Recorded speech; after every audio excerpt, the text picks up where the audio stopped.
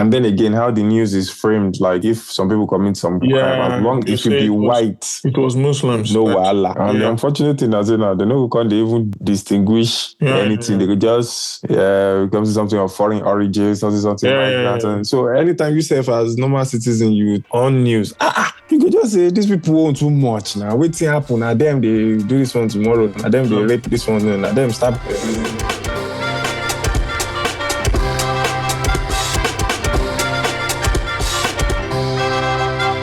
You seem to know how to plug and play. Just you manage this useless portfolio. And this what's the color? This Farage issue also add to the thing. So you don't get new. They say they rather like go Farage way than maybe Mexico. That's it. Very limited room for maneuver because look, the immigrants that people are really worried about is like the Polish folks, the Lithuanian, Eastern Europeans, the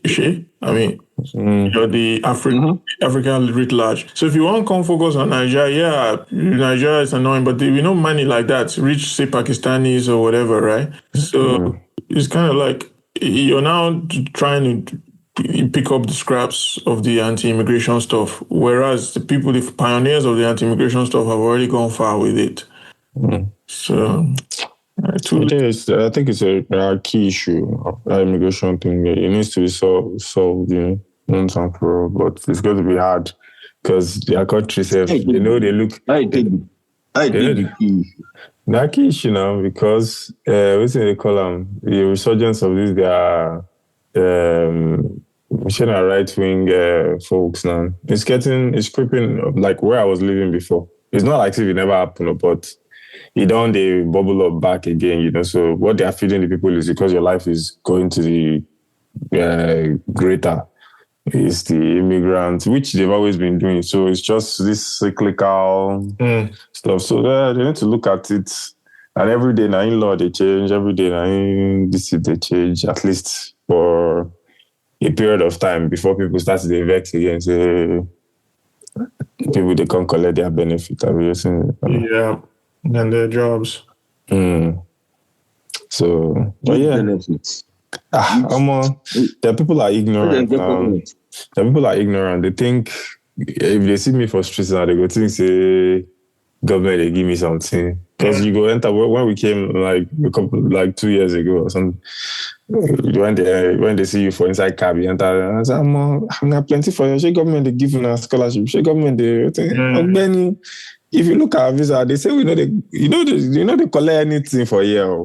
But most of them are ignorant, fat, double-chinned, beer drinking. So that's the main. They don't know anything. Problem you ask me because say people they come, they want to chop the resources. They just want the. And your visa costs. They don't increase. They don't increase this thing now. If you want to come as student, they don't increase the money. Proof of fund, they don't increase different things. Visa fee, sponsorship fee. Well, they don't increase everything. The total package to locate now, never they pursue 100 million. If you never even you don't near like 50s, 60s. What's their plan? Like, what's their plan for the economy? Is there their plan is just to keep hammering down and showing. That's not the plan. So what you're saying is like, let's because the truth and the rhetoric have diverged, and you're saying, the rhetoric is just trying to tell lies to their base. But let's say that you reduce all the immigrants. What does that actually do? Like, how do you then actually get the economy functioning so that people don't feel threatened? That's what they're not, sieving it down to. Yeah. They're just saying, people are coming in too much. The demographic of small villages and cities is changing. Yeah. Blah, blah, blah, But if everybody, again, like they talk now, like all these tribalisms and where they talk, if everybody, they progress, you do okay, they know they tax you up. Right. Everybody go do okay, so everything concern them, they go up, And then again, how the news is framed, like if some people commit some some crime. As long if you be white, it was Muslims. no wahala. Yeah. If you be white, no wahala. But if you be black or you be this migrants, can make and the unfortunate thing is now they know can't even distinguish anything. They could just come to something of foreign origin, something migrants. And so anytime you say as normal citizen, you on news, you could just say these people want too much now. Waiting happen. Now them they do this one tomorrow. Now them they rape this one. Now them start person. Now them, and then the perennial one for London will be say knife stabbings, all these things. You know, everybody they wear mask now, so it's easy to just say now black person. Yeah. Are you serious? Everybody for London where they carry machete and all these zombie acts and all that. They wear all this their mask and so. It's like all these London gangs will be saying like Indians. That's what they frame it as. So even at work, when I do work with the TV roll, you go they see the things where they go they talk. You just say, man, shit, these people don't even know anything. And that's the average person listening to the news in their house. When they see you walking in the streets, they think, oh, look at them, government has given them money, you know. But they work long hours, they work more time, you know. They go they look, you say, hey, the government they give them money, see what they wear, see what they look. But you don't want work. This work where people they do, people where they work for factory, where they work for like care homes, people where they work support facility, all these things, prison services, you know. People where they do those, you know if you do them, but you just want to sit down for pub every Friday or just they lie, say something, do your mental health, you won't collect benefit, you know. So, but you know, it can be argued that, like, you know, in a sense, let there be decent work, right? And that, like, people saying that they want decent work. I think what has happened is not like a bad thing. It's just that, of course, it's now situated within all these ethno-nationalist frameworks. And then, of course, it's also like culturalized. So I don't forget where I read, maybe none of these Chinese revolutionaries, and this is not back in the years when you write, say, these countries where they say they don't get like imperial wealth and all, they don't spoil their people. You know, they've gone to the perimeters of everywhere of the world. They give their people like free money, free listen. So the generational attitude is that we're just chilling, we're going to be collecting money, blah, blah. But as global economies and their hand of imperialism, they cut small, then there's little to share now. And it has to be for you guys to reorder your economy internally and make sure that people get working and no free handouts, anything. But that generational attitude of saying, we just chill, just because it don't come percolate inside their mind. So to come work, say, hey, make you come, they do long hours like the average migrant, where they do and where you know see before, because your country don't get like empire before. You know, it no come 2 day like that. So, and the elites are not willing to let go of their own slice to uplift everybody. I mean, I hear that perspective is often the main critique of, I guess, like the Western working class and why they embrace the right. But I mean, what I don't like about it is that it can often make it seem like these kinds of the kinds of jobs that immigrants are forced to take are like jobs that anyone grows up wanting to do. Do you know what I mean? Like it's kind of like if you're coming from a country where there's no employment or the employment prospects are even worse, then you're more open to certain kinds of jobs. But it doesn't mean that those jobs are it doesn't mean that those jobs are decent work. Do you know? Or let's say decent pay. Yeah, right, exactly. Decent because work now, no machine go do it. So no, but these things are interlinked. And then, of course, you know that the kind of society we're trying to build ultimately is one where people can actually be free in a sense, right? And kind of like pursue, even if part of the day you do spend time at the pub. Like, I think the desire to spend some time at the pub during the day, to me, that's like, it's not an antisocial desire. No, it's not antisocial, but like the work of society needs to be done somehow, some way, and getting your people to do it is also integral by making sure the working conditions they okay, making sure say the pay they okay, and like leave, vacations, all these things Exactly. they cover. But because of the glut of like foreign labor, those aspects they tidied up. So Well, now with some no. I mean, I would read the causation differently. I would say that it's because the job has been made indecent that it's only foreigners that are willing to take it. Do you see what I mean? Like the job. it's the level it goes back to the level they are in the framework of things. Then if you're not willing to take it, you're not working for Nigeria. Where we say the level where we did, I say work, chop. Nobody they give you benefit or anything. But then can afford to say if you know work, you can take. Let me ask you this: like, how much can one actually afford to live on benefits in the UK?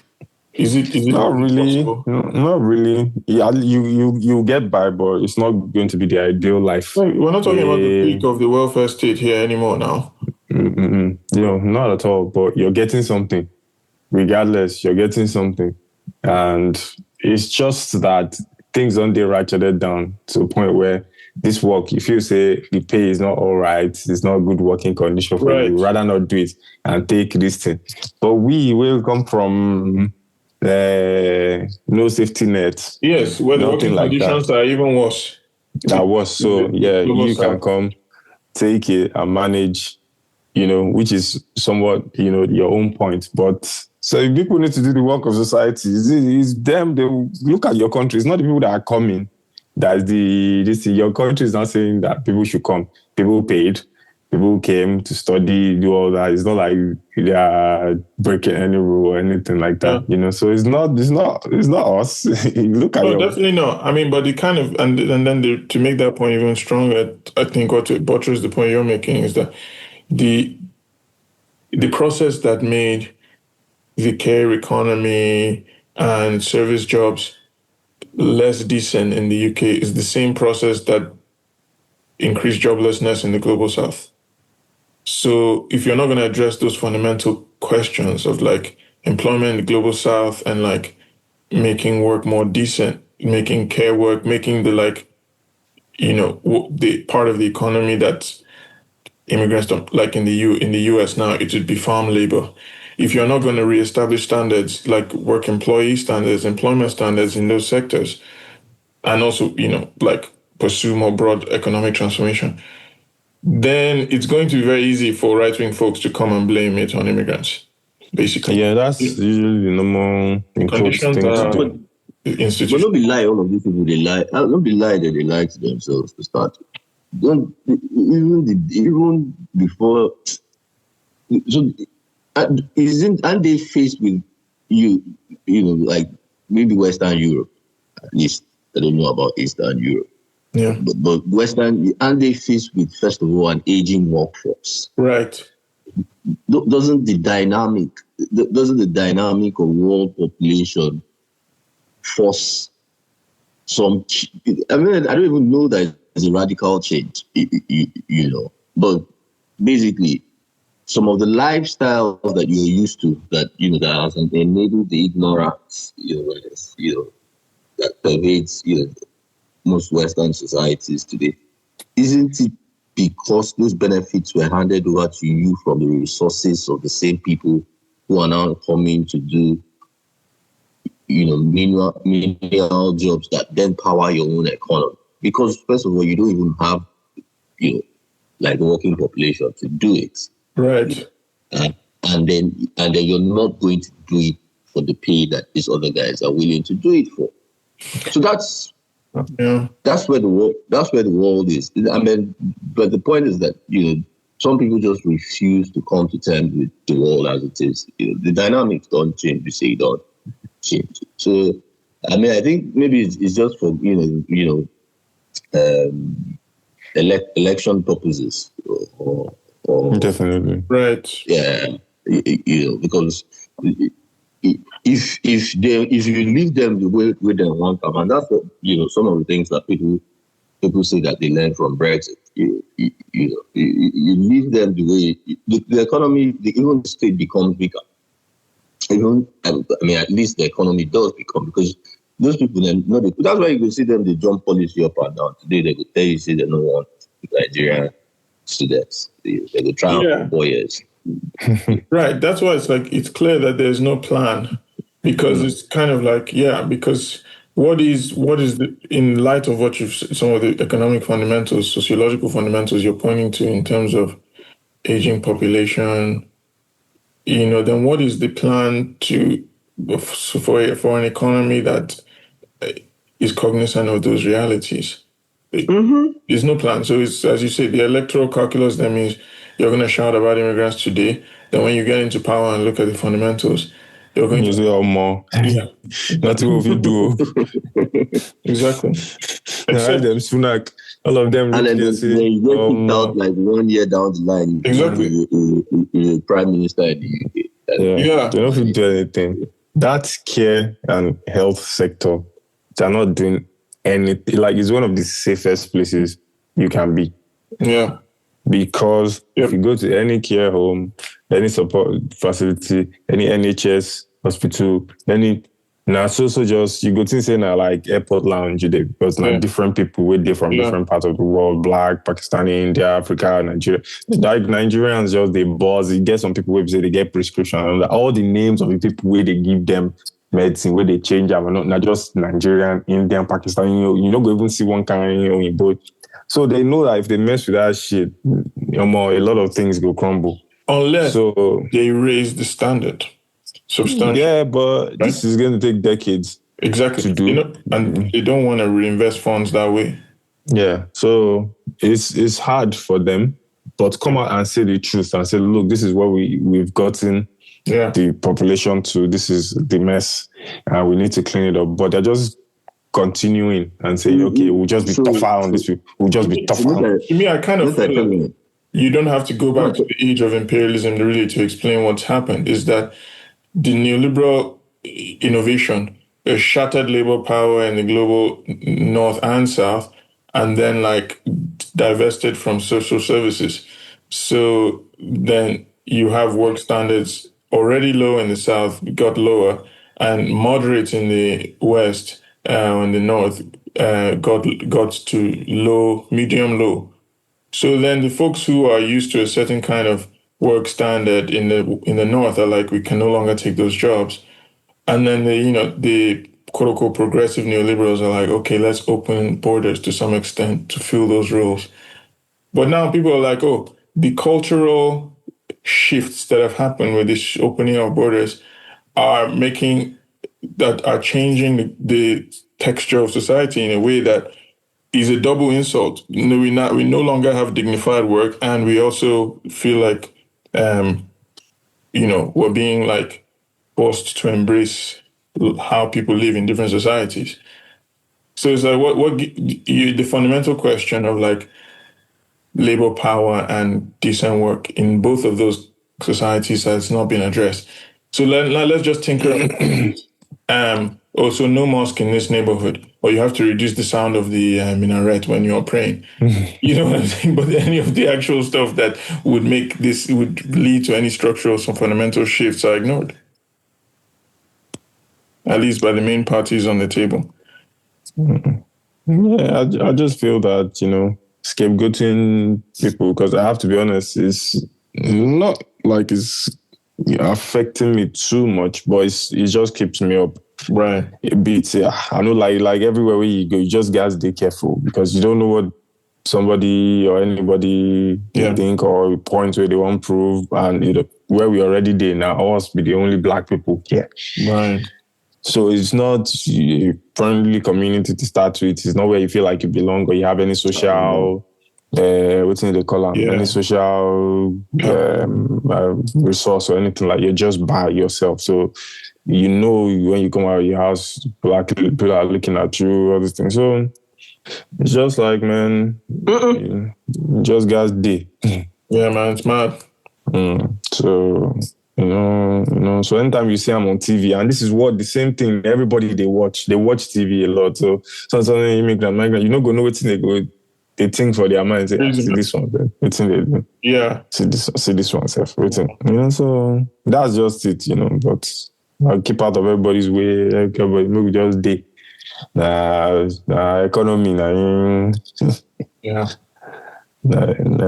so yeah. Realities, man. Mm-hmm. And nobody will feel too good with all the whole like every morning. People like you or people people who come from another place. Now they paint as bad every day.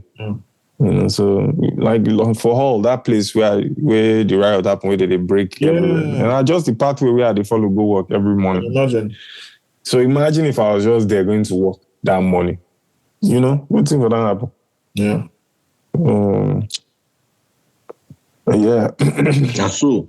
Yeah, so immigrants challenge with that thing. Yeah. At the time of rising right-wing nationalism and deepening in neoliberalism. Yeah. Yeah, so... Yeah. I mean, look, the segue things in Nigeria, unfortunately, is not going to lead us down shining optimism. You go pick your struggle, you don't take this one.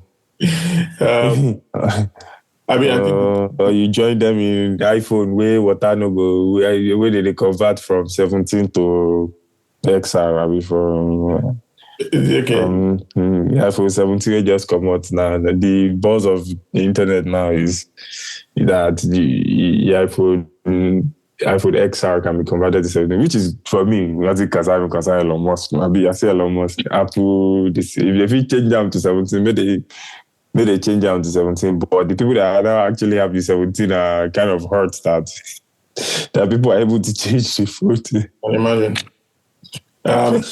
Yeah. Which I like. Yeah. Just picture that level of absurdity. Yeah. But I guess it's one place to retreat. The kind of consumerist bubble is one place to go and hide when things get so crazy and unpredictable. It's like at least a mix of things. Yeah, a mix of things really, because that thing where they talk about multidimensional poverty is really there, because if you don't get guaranteed access to good things, where your country, they constantly fight you, they won't take all the good things of life. The small one where you get, you go one show off. That's why everybody, they snap food, they show for restaurants, I chop pizza today, I chop this one today, I chop, everybody. So that, okay, who are you showing? The people on your timeline, and to pepper people, you buy this one today, they pepper people, they pepper, so some people now that are able to now have a semblance of your iPhone that cannot convert it to what you don't go spend like 3-point-something million. You can't pay you. Celebrities are now dumping their phones in water just to prove that their own is original. Not the upgraded. Yeah, bro, instead of you to just fight for a society where everybody can enter serious? Is this happening in me? Word up, I'm serious. Instead of you to just fight for a society, I'm serious. So if you to just go fight for society where we say everybody go fit use the careful way they want, or with little effort, everybody go fit get them. But the constant thing now online is people are fighting over VDM. Say if they go China, go say, okay, you won't say cheap, pass one way, another person they bring one person. You just put iPhone 17 and XR on Twitter. That's the thing that's been flooding the timeline. So that's the level that everything, has gone to. Another consumerist stuff, classist stuff to say, no, my own are 3 million, your own are 250. Okay, So, God help us. Amen. For those in the back. While we're on bad news, what have y'all made of the decamping of the new round of governors into the APC? She was that the record. We are recording. All right. I'll put my own normal recording on now, so that. Yeah. Does this mean that Tinubu has a better chance in 2027? It's been long since we did the election prognostication. So now you've got more governors in the APC. APC seems to have strengthened its grip on the South, I guess. So I don't know, maybe we should give you an opportunity. On the entire South. Of the entire South, The well, South South. I don't know. Is there more Southeast that APC has achieved at this? The entire South, though. Okay. So, I mean, the American since you're coming in, I mean, you're the resident Nick. electo-ethnogeographer. Maybe I'll drop the ethno. But in either case, looking at the horizon, scanning the horizon in the lead up to the 2027 elections, what do you make of the recent developments? Mr. Interviewer.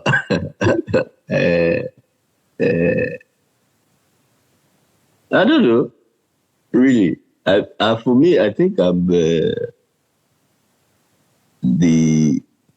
recent ones. Say this the Enugu guy.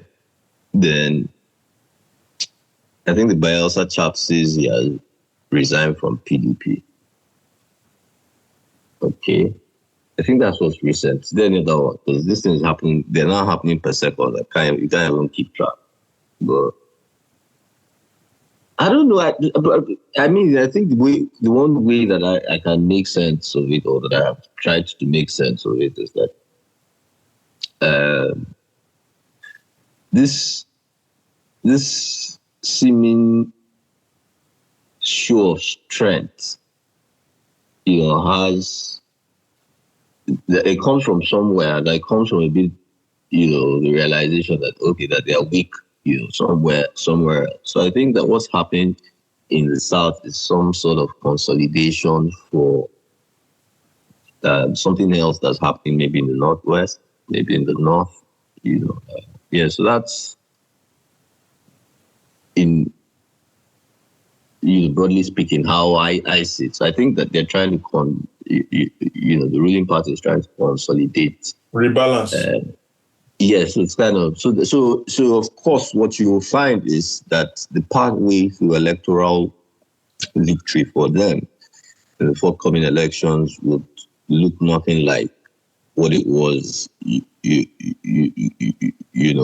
pathway that then brought them into power. So the Northwest might play a little less role. I don't know about the North Central. Northeast wasn't quite, their strong fort. So I think they're trying to balance those out with, South and Southeast, and at least to guarantee, the 25% in two-thirds. So, so I think that's what this realignment is. How they are getting it done is what's a bit more interesting, which I find a bit more interesting, because so if you take this most recent one, which is governor of Enugu State, it just, I mean, if you know anything about the state, you know that it doesn't really make sense, and right to show that it doesn't make sense, after he's announced his defection, the governor has had to tweet maybe twice to kind of explain to the people why. Right. Yeah, because his explanation is like, Tinubu is an economic genius.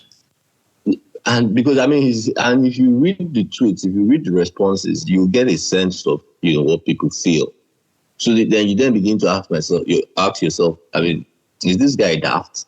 Is it? Because why? Except you're being arm twisted. Really okay. What's the fear that the shenanigans between Wike and the governors forum, in PDP, now that Atiku has left? Because that's what's currently right, on the table. It's not the fact that Atiku ran for election, for the last election and then it split. No, okay, so they've gone past that. Now they're trying to, but the Wike faction and all of that. So is there the scare that PDP wouldn't be able to field candidates, that there will be some legal tussle such that it will be impossible for them to. I think that's that's absurd. But who knows? This is Nigeria. So I mean, aside that, the question you ask yourself is, why are these guys? What are you? What is it that they don't give you your fact allocation? What's the problem? Yeah, so that's generally, that's the sense that, that's the feeling that I get. Right. Yeah, I mean, so it's a few things you pointed out there. One of them is, I think that stands out most clearly to me, is the point you're making about the implosion of PDP, or what seems like the imminent implosion of PDP. I mean, from that standpoint, jumping ship to the ruling party, especially when it's more or less the same party, I mean, it doesn't seem that crazy an idea. I mean, your candidate from the last election has already decamped, and the party is fractionalized. So what's left really of the PDP? And under that circumstance, I mean, I guess it shouldn't be too surprising to see people, even from just a pragmatic, rational, political future calculation, wanting to join the winning team, at least for now. I don't know. Is there much more to say? I'm also contesting the pragmatism in it. That's okay. At least for this one bit. I don't know about. I'm not speaking broadly, but this last guy, the Enugu guy, yeah. Because I mean, what's the point? It's not be to win election. Shouldn't have to win election. Because I mean, there are sentiments, and you can't run away from it. But again, you're dealing with Nigeria, because the feeling that I get is, I mean, there are people who are telling the governor outright, "Oh, we know they follow you, go APC or PDP." I mean, it's that bad. You have gone with your ESCO and a few political officers, but we know they follow you, go. So that's one group. There's another group that says, okay, you know what? We're in PDP. Go to APC. We support you. We will still support you. Yeah. Yeah. Yeah. So I guess maybe. Sorry. No, let me let you. Then the last group is like, you know what? Thunder fire you and APC, and which benefit are you bringing to us? So those are like what the reactions are on ground. Sure. So you then wonder, okay, why are you splitting your potential voters? What are you getting out of this? But again, 2 years is some time. So yeah. Yeah. And maybe he's also making the calculus that it's not just by elections that people win again. It's also in the courts. I mean, it's also in the courts. Yeah, whatever the public feels or doesn't feel is one thing. And I'm not saying it's no longer relevant, but it's not the only thing to consider in terms of your political future. So, yeah, but it's a really interesting question, because PDP has governed the state nonstop since the democracy returned. You've not had if I'm not mistaken, you've never had a non-PDP governor in Enugu. So, it's never happened. Yeah, so he would see himself if he believes he can be reelected as a political pioneer to bring a different political party, at least in terms of labels. Of course, if you check under the hood, the difference is meaningless. I mean, it's the difference between 6 and half dozen, but at least in terms of labels, which are not meaning. Some people think those flags are important, so. Yeah, worth keeping an eye on. But I guess he's not the only one, right? There's others. OEG's friend Ben Murray Bruce. Yeah. Obama of the tropics. That's what we Silverbird and all their programs. So they do that Silverbird beauty pageant, all that shit. If it's still they do, I don't know. We've not heard much from Silverbird this day. They ask people who been the WhatsApp that time. I mean, I don't know, man. Like, I've not heard much from Silverbird. I don't even know if the TV station is still, exists. So I think generally with this, saying broke. So there we go. with this and the conversion potential of political favoritism, all these things, it all adds up. Yeah. Because if you're with the winning team, you're guaranteed to have access to some things that can help your business, to help your political career, so I feel like these people jumping ship is in their own personal or self-interest. Yeah. However, the most important thing is if there are any PDP loyalists, they need to do an introspective search or look inwards and see how they themselves have contributed to getting themselves where they are now. Because if PDP too did anything like good for the people, or if they made sure that, their political structures were strong enough and, people knew them as, or know them as like this party we can trust, there's no moving you from anywhere. So, but the thing that happens when you allow everything to go down this path is the winner that takes all. And this system of winner takes all, as time goes on, it hardens. Yeah. It concretizes so if one party comes and takes APC away and is able to just push them off, it will even be harder to get that party, because the systems are supposed to check and balance these political maneuvers and all this shit has been destroyed collectively by all these ruling class guys. But how about the last hope of Nigerian democracy? And no, I don't mean Peter. Which is? I mean Goodluck Ebele Jonathan, hero of our times. Don't you? Exactly. What if the BBOG, which is to say Bring Back Our Good Luck movement, is to convince Goodluck Jonathan to return? I mean, then, as someone who was already once giving up his own personal ambition, and I quote, "My ambition is not worth the life of any Nigerian." As somebody who's already done that once, I mean, is there no hope, therefore, that this path towards autocracy can be reversed? What are your thoughts? I just feel people like to romanticize his time in office too, because the level of corruption and squandered opportunities in that period was enormous.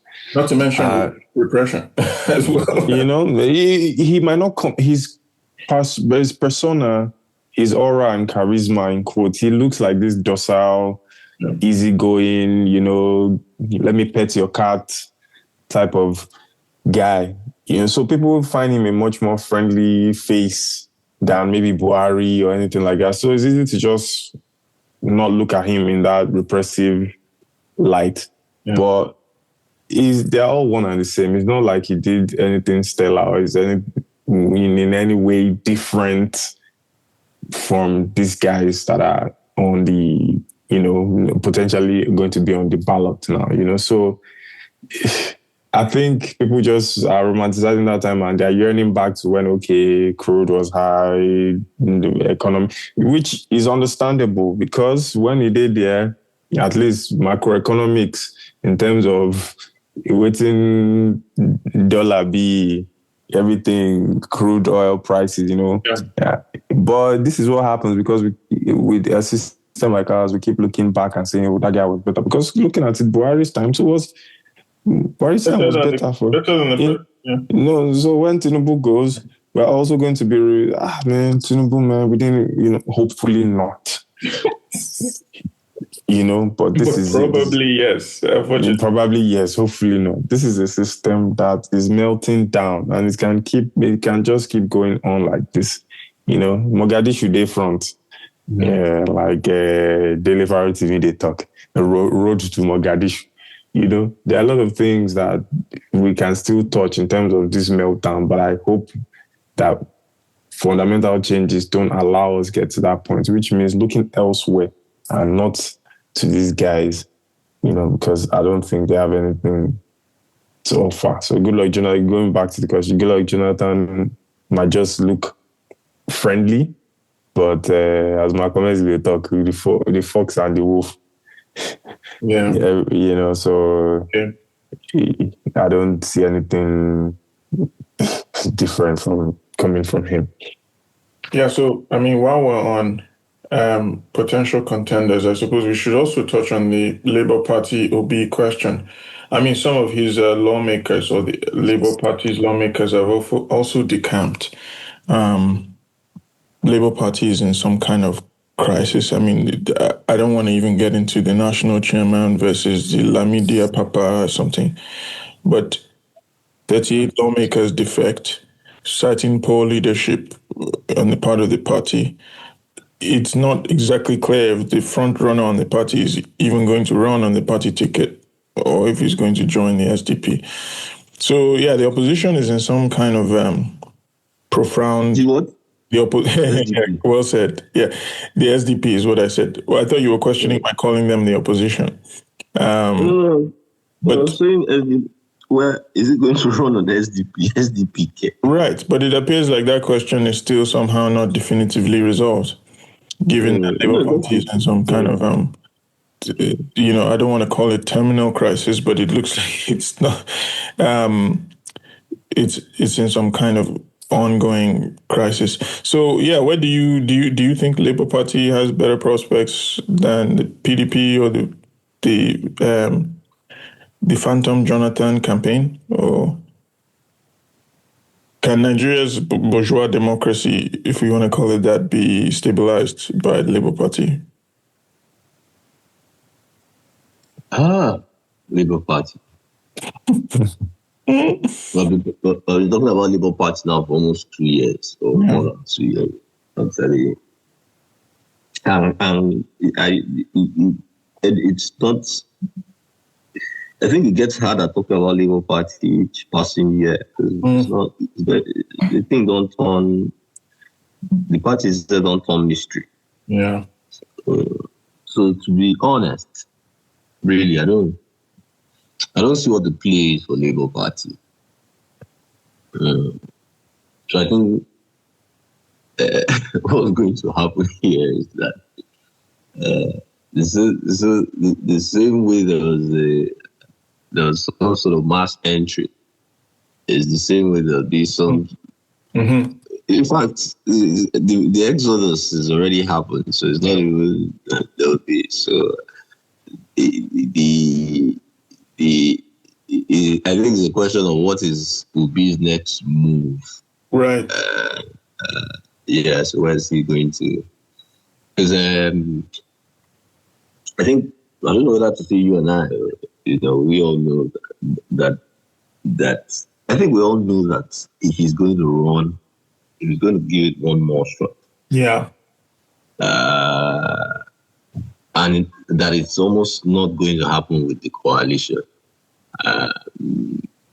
Right, as I think the coalition looks like it's an Atiku project more than an. Oh yeah, the coalition is beginning to look like an Atiku project, and there's nothing that guarantees fair in the. I love that you say guarantees. Yeah, a fair. Maybe if they bring Atai Rujaga to conduct the primary elections. Or they bring Tony Blair to stop, who is managing Gaza Peace Committee now to go and manage the ADC primaries. They're not. I mean, because before anything happens, they need to be clear about who is going to run. I mean, it's not be a matter of who that they wait for any waiting column primary. They need to decide. Yeah, because that's where geopolitics comes into it. Yep. Because the question of, I think, it's not the turn of the North, or it's not the North. I don't like to speak in this term, but it's the South turn, and we will split the vote. So they go call, all these statisticians with the crunch number. They will now know how they, and see what in the. She was feasible. But I think that the numbers that will keep ringing in their head and, might inform the kind of decisions that they take is, the numbers that both Atiku and Obi got from the last elections. Right. Right. Atiku might say that he would make more we might say that he would make more. In fact, to a large extent, it's clear that they both think that they can get more. Which is absurd, but yeah. Well, who knows? If they do the work, they put in the work, they can't. But yeah, so I don't know how it's going to work. Atiku got that number using the PDP structure, even though it was a bit fractured at the time. Is he going to do better than that? Well, I don't know. Obi got that without, so to speak, a structure. But since then, he's been faced with, a campaign a demarketing campaign, if you like.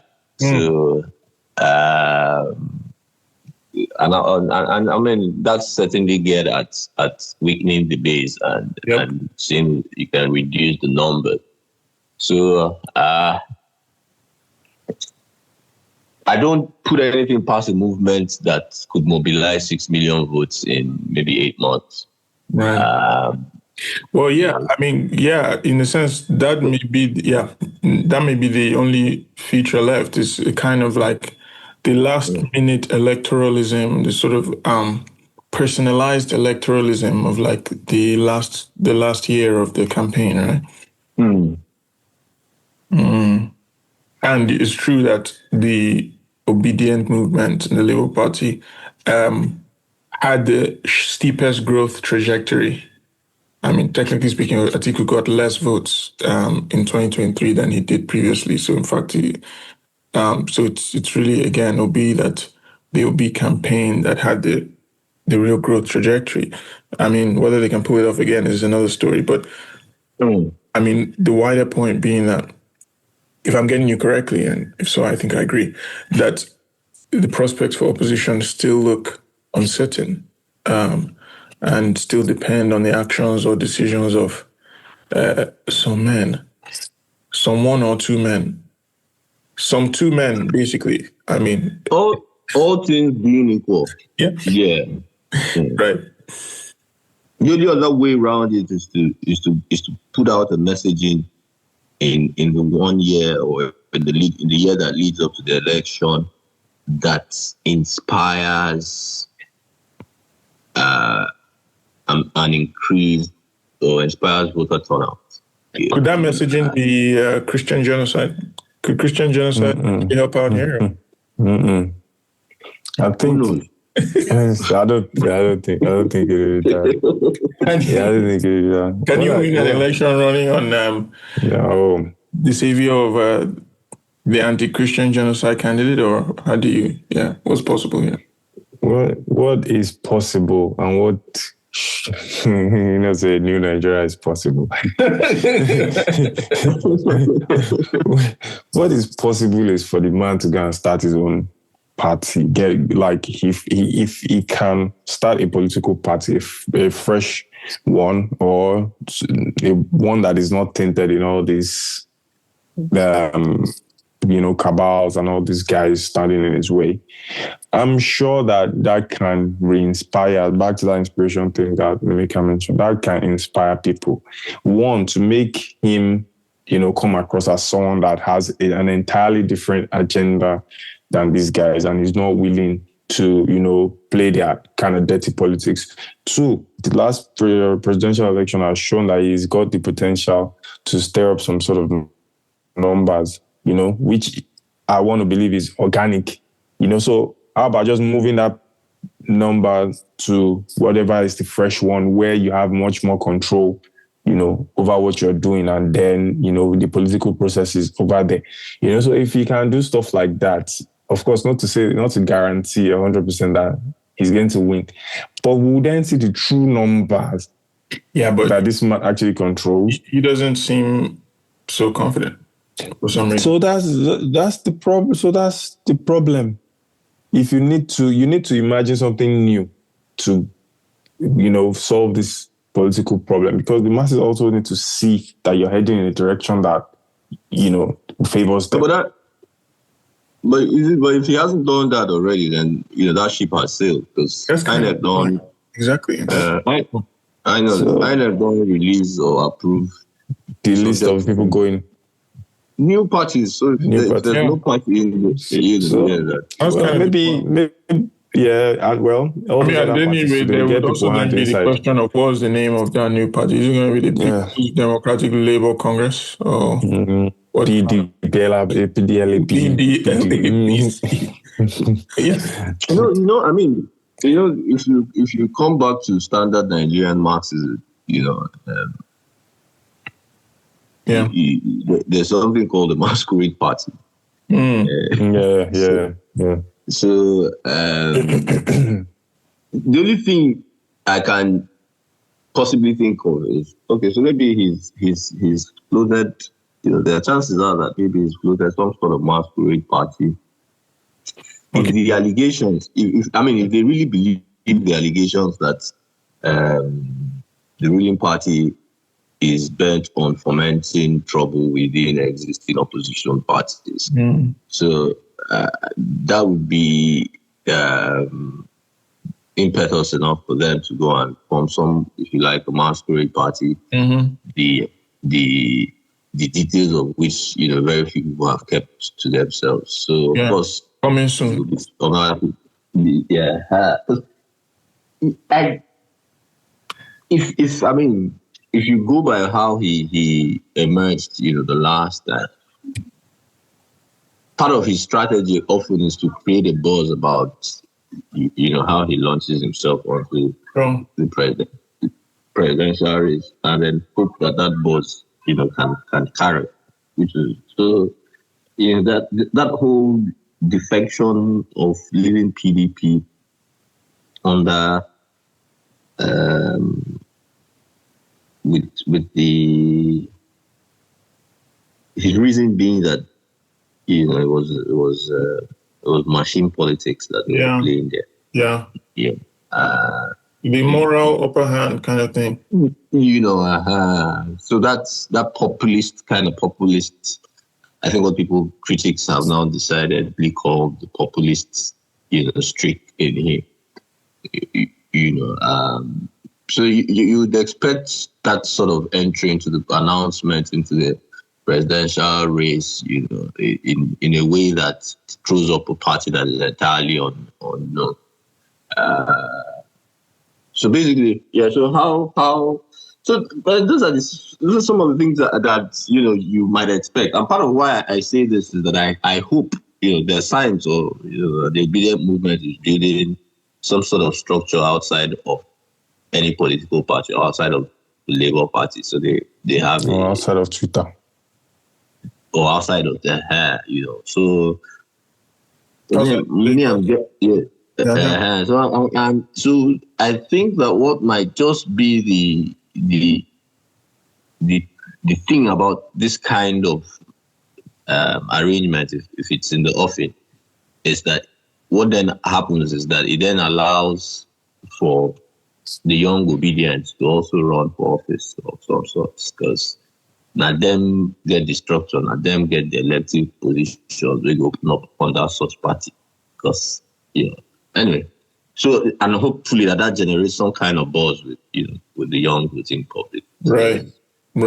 Yeah. So this is my imagination running wild, as you can imagine, but yeah, no, but it's interesting to consider, and I certainly wouldn't dismiss it out of hand, especially what you talk about, where you shed light on or point to the possibility of interesting political dynamics emerging below the presidential level. With some Twitter loudmouths now trying to turn to the actual process of party mobilization. With what that might entail, the possibilities therein. I guess we should also consider the question of the ideological alternative politics in the lead up to 2027, the ideological opposition politics, maybe. And there, I guess, again, the question seems to boil down to what is the AAC doing? I mean, unless there's other ideological opposition movements that I've missed. And what they seem to be doing, or the latest is, I say AAC, I really mean Shore, actually. The latest seems to be a call for protest. I mean, that might not be too surprising. But this time around... That's not surprising. Which one of the two? Where the two enter? Yes, arguably I'm being cute, as Trump says. But the latest casus belli is the release of Nnamdi Kanu.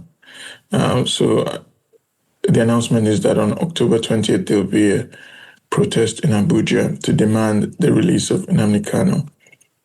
So what do you folks make of this interesting new rallying cry? I mean, there have been several this year. I think the previous one was around salaries for police people, increasing salaries, the demand that the salaries for the police be increased and that police pensioners be paid appropriately and on time.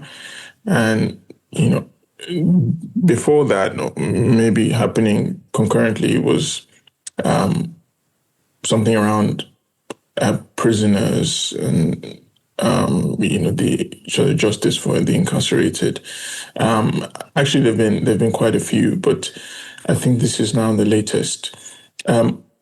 What do you make of this path? I mean, do you see a path from protest to power? What do you think of the justice of these causes that are being invoked and the process of invoking them? It's played out. Okay. I like, of course, that we should always come out, do some things, let people that are oppressing us know that, we're not going to take some things lying down.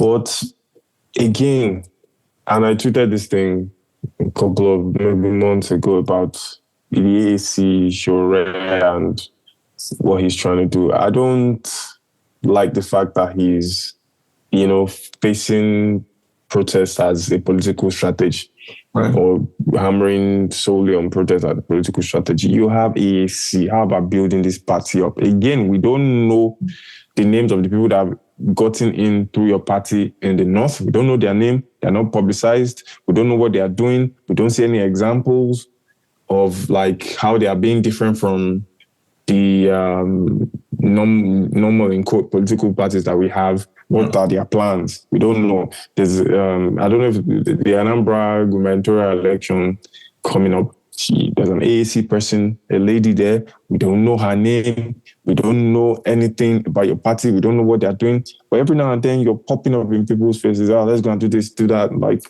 ambulance chasing. Let's do it. People will burn out. Yeah. And people are frankly getting tired of just spinning themselves out. What are we going to do because AAC is ideologically where, I align with, but what are we doing in terms of showing people that there's product and then there's a result for what we are doing? There's time for political building. This is the time for political party building. Look at people you can liaise with, extend the reach of your party, make sure it has much more players, bring the young people in, look for creative ways to carry people along. And then, go into the political arena, see if you could win some seats, things like that. We are moved by what we see. We're moved by the results we get, and if you don't know that that's how things run, then it might just be you're living in La La Land and you're not going to do anything or achieve anything. So you're just there protesting today, protesting tomorrow, protesting today, protesting tomorrow, which frankly, I am tired of. I know and understand that protest, urge from student unionism, all that. But you're not a political player and you have to show and prove what you can do. If you're not doing that, then people will just box you in that protesting. Yeah, they'll protest and then that's it. But you have a party now. We need to start building that. How are funds being appropriated and, used efficiently so that you can build up this party, get people on board, show that you're a real alternative, like in people's lives concretely, from folks that have gotten in, Yeah, the North, like again, I said, we don't know them. We don't know what they're doing. We don't know their metrics. We don't know if they're bad or not. We don't know if they're just like PDP, APC. So these are the things you need to be tweeting out and showing people that, look, this is what our party stands for, and we are showing true fidelity to our principles. But we're not getting that. So it's just like, whoa, this noisemaker is here. Today is Nnamdi Kanu's case. Tomorrow is protest. This one. Tomorrow is police. This one. And unfortunately, what you do is, you just box yourself in that thing. It's just like some actors and actresses who say, if you look there for Nigerian film now, so they thief. They don't feel cast them as, they don't feel mentally just up, they don't feel cast them as rich. Imagine. That's why you always the evil stepmother. If I say evil stepmother, there's only one face that comes to mind in that Nollywood. I don't forget that lady name. Yeah. But yeah, I mean, shout out to her, by the way. She's a fantastic actress, I would say. It's stuff like that. It's stuff like that. Imagine Gentle Jack being a professor in a university. He just comes out. He doesn't look. Yeah. That's what I'm saying. Let's diversify. The terrain of struggle, protest is one of it. Political participation is one of it. Focus on that one now, since it's political season. Okay, but what, Megan, what do you think of this latest protest, for instance? I mean, I'm going to imagine that you echo a lot of what you said about the strategy in general. But do you think this latest round of protests, the latest call, has a bit more or a better prospect than the previous ones? Seeing as it touches on, I would say, seeing as it touches on the issue, the national question type of issue, even if that's not the whole point of it. I mean, what do you think? Does it have a better chance?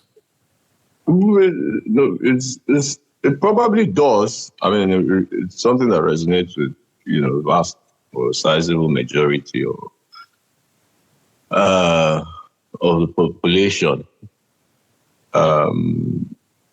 Yes, and yes, Nnamdi Kanu is a prick, but I don't think that the states at this point has anything against him. They literally don't. Yeah. So, and then he's been discharged by a court of law in this country. Yeah. They don't go fabricate. Let me not use the word fabricate because it's still in the courts, but somehow he's still behind bars. He's been arraigned on some other kind of charges, different from the one. I don't really know the specifics of the case, so let me refrain from that, right? But morally, the federal government has no moral high ground to claim here. Right. So he should be released. I mean, that's where I start. Yeah, I would like to echo that. I mean, that makes perfect sense to me. So how Showore is decided to go about it, I mean, Showore likes the cameras. Okay, and talking about his glasses with it. And part of his strategy is I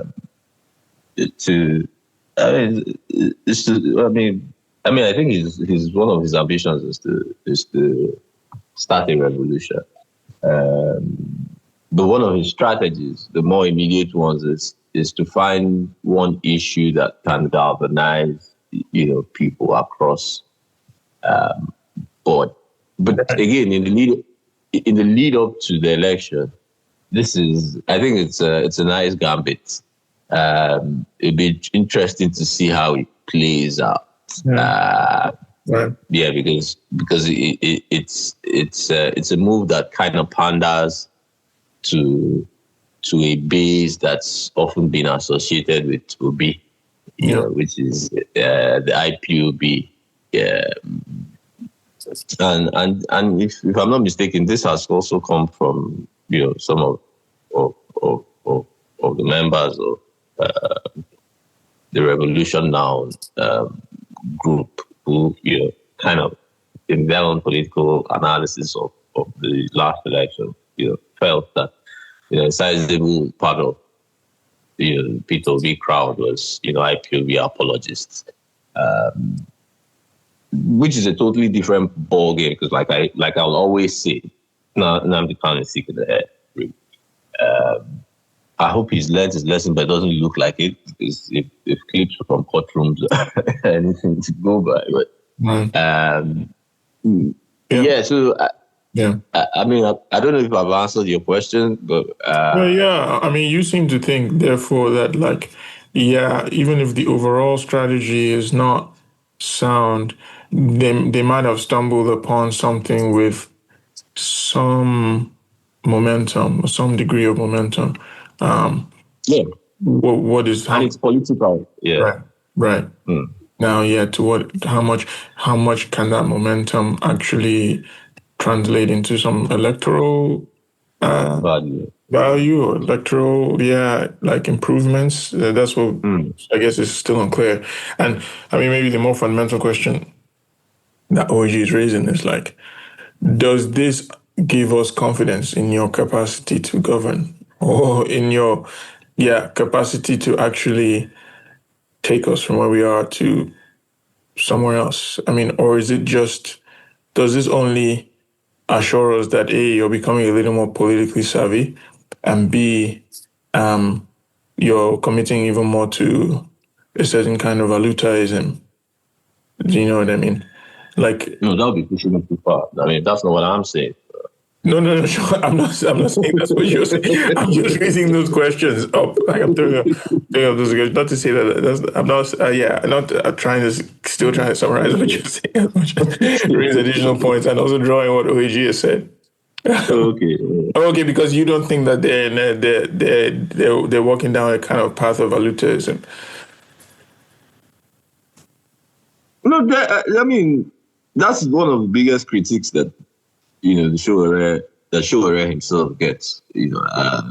So that's there. But I mean, so when we make that, I don't want to say make that leap from this brand of his own activism to governance. Right.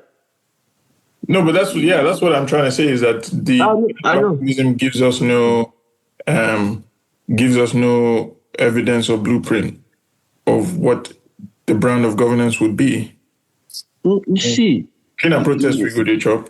No, but you see, one of the clearest, or some of the clearest examples of how anybody leads really is to see how to show they need to show that they can scale a movement, or to scale a political party, or that ability for you to scale, scalability. And that's something that's lacked in the AAC. So Showereh has been on the ballot for I don't know how many times. I think it's 2019. Yeah. And more than half of it now. And then for sure, I don't think that Showereh has done 100,000 votes. You never need there. You never passed. Never reached 50,000. Never reached 50. So I don't sure they don't reach 20K. So that's for me.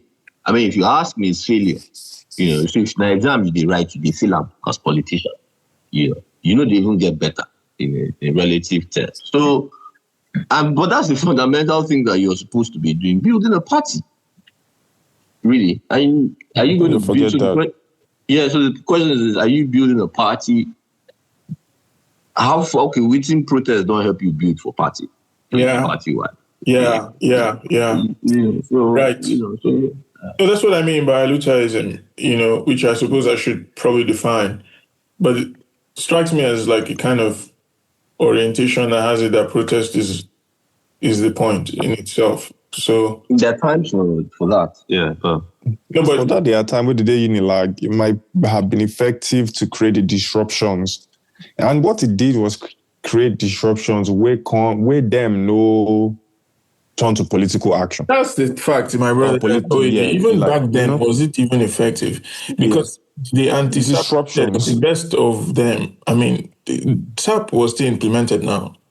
I mean, at the end of the day, not to still being implemented. the SAP has continued to today now. So there are disruptions. They are addicted to disruptions. I've come to disrupt the media space. Now we are going to disrupt You're disrupting, but no concrete plan to concretize waiting your gain after disruption supposed to be. Yeah, what happens? So that's the problem. People get tired. You spin them out. What happens the next day? Sure, only weapon for warfare is media. Yeah. I hate to admit it, but it appears like that's the case. So, and I think this most recent protest now tests the absolute limits of what you can achieve down that path. Because now, if you mix that a little bit with the national issue, which has remained one of the most pertinent mobilizing forces in the country, and that doesn't achieve very much, then I think it's going to suggest definitively that what a lot of people already know, which is that this is a path to nowhere, politically. But I might be wrong, so I guess we will see on 4 days from now, October 20th. And even, over it. Now the protest, you won't use gauge. No be whether, No. Whether in effect the protest eventually lead to. You're right, actually. So we won't even still know on the 20th. But I suppose that you're right, that in fact it's not so much what the protest looks like as much as like what it leads to. But I suppose that even the 20th would be an initial sign, because if it turns out that there's no turnout, I mean, very few people care about it, then already. He's been making connections to Goodluck Jonathan, talking about Goodluck Jonathan. He's met Goodluck Jonathan, wrote to some governors, some some lawmakers, all that, so which is, to me, is kind of, not like Shore. Yeah. To meet up with these guys. Which is the good thing about his latest intervention. Yeah, so it's interesting. We can see that there's a mediator in him, right? Or a negotiator. Let's see if it turns out to something great, but you should not forget what the aim and objective is building that political party so that the people can have a vehicle to take towards proper governance. That's it for me. Absolutely. And I mean, I think there's a whole other question we didn't touch upon and we don't have time to touch upon, since we should probably wrap this up, about the NSARS memorial, which was supposed to also be that day, but now it seems like we've shifted to another subject on that day. That's it. If that's the day that Shore has chosen, he has chosen it well. He will still release that bomb. Well, let's full effect for maybe double impact. Let's see about that. So you get people who will come out for NSAS, then you slash. So everybody go now mix the cocktail there. Go come turn to turn to Molotov. Then after that, then the popular movement can march right into Asorok and issue a new constitution. Yeah. And then we would have had our Madagascar moment. Okay, yeah, but the Madagascar thing, you're leaving out a crucial set of actors. Military. So